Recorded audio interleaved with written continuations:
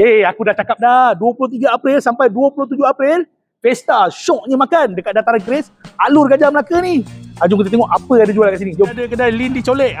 Ni dia. Kalau kau datang kat sini, kau kena cuba buah colek ni tau. Kat sini dia ada nasi komok pulut ayam. Ni nasi komok dia. Puas hati bang kalau makan nasi komok panas-panas macam ni. Segala macam makanan, menu-menu daripada luar, daripada Malaysia ni pun boleh jumpa kat sini tau. Segala bakso, segala air pun ada.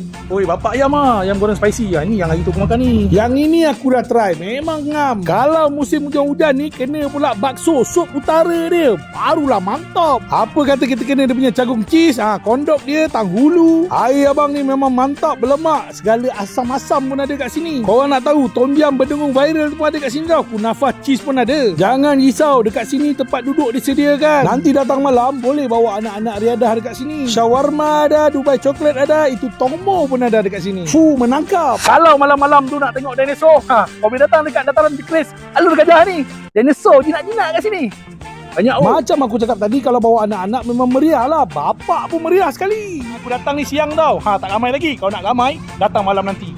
Mesti meriah punya. Bukan setakat barang makan yang ada kat sini, barang-barang kegunaan harian kita pun ada. Barang hiasan, bekam si kelas hati yo. Jangan lupa, datang ke Fiesta Syoknya Makan dekat dataran Keris, Alur Gajah Melaka. Bertunggu lagi. Balik.